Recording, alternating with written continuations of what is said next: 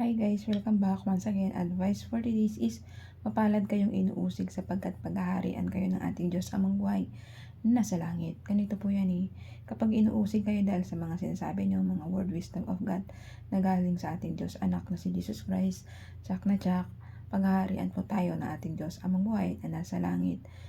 Basta po, lahat po ng pinapagawa sa atin ng Diyos anak na si Jesus Christ, ipahayag po natin yun, sundin po natin yung 10 utos. Gumawa lang po tayo ng ikabubuti ng kapwa-tao natin. Mag-isip lang po tayo ng ikabubuti ng kapwa-tao natin at higit sa lahat, patatagin mo ang pananalig mo sa ating Diyos, anak na si Jesus Christ. Papasukin mo siya, lahat na mag-victory mo, tagumpay mo dito sa buhay ay ialay po natin sa nag-iisa natin makapangyarihan sa lahat na si Jesus Christ. Kapag pinapayag po natin ang kabutihan ng ating Diyos, anak na buhay na si Jesus Christ, tsak na tsak ang kaligtasan ng ating kapwa at ang iyong kaluluwa. Kasi kapag gumagawa po tayo ng kabutihan para sa nakararami, inililigtas mo na rin ang kaluluwa mo para sa impyerno. Kasi ganun po yun, nababatay po ang ginagawa natin dito sa lupa, batay sa iyong mga ginagawa.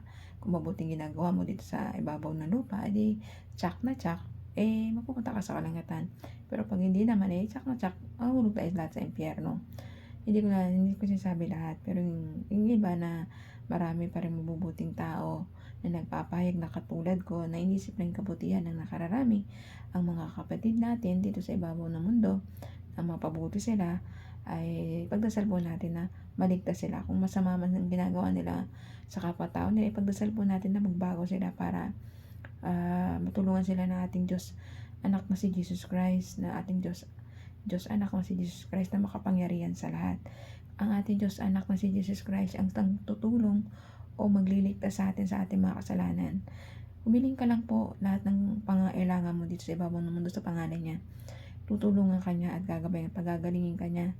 Kung may maluba ka makaramdaman, papagaling ka niya. Kung gusto mo na successful, makapasa sa exam, magandang trabaho, successful na business, peace of mind, idalangin lang po natin at ialay po lang natin sa atin nag-iisang makapangyarihan sa lahat na si Jesus Christ. Siya lang pang magliligtas sa atin. Siya po ang nag-alay ng buhay para sa atin para maligtas na lahat tayo mga makasalanan. Busilak ang kanyang puso at malinis, walang bahid na kasalanan. Tayo lang mga taong makasalanan na paulit-ulit gumagawa ng kasalanan para sa ating kapwa-tao, ating mga kapatid.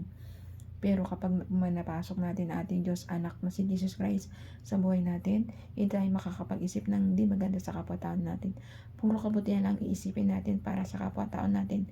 Kung kayo inuusig dahil sa papayag kayo ng mga salita ng Diyos anak na si Jesus Christ, doon naman sa kalangitan, susuklayan kayo ng ating Diyos amang buhay na nasa langit. Paghaharian na kayo doon sa kalangitan. Kaya gumawa lang po tayo ng ikabubuti ng ating kapwa-tao natin at ng kaluluwa natin. Lagi lang po natin sundin ang 10 utos na binili ng ating Diyos anak na si Jesus Christ na ating tagapagligtas. Kaya ikaw, habang maaga pa, habang may panahon ka pa, magbago ka na po. Talikuran mo na po ng mga maling gawa mo dito sa ibabaw ng mundo at palaging patatagin mo ang pananalig at pananampalataya mo sa ating nag-iisang Diyos anak na si Jesus Christ. Lahat ng tagumpay natin dito sa ibabaw ng mundo ay ibigay natin at ipanalangin natin sa nag-isa nating Diyos anak na si Jesus Christ na ating tagapagligtas. Kaya hanggang dito na lang po kayo advice. Ingat po tayong lahat and God bless.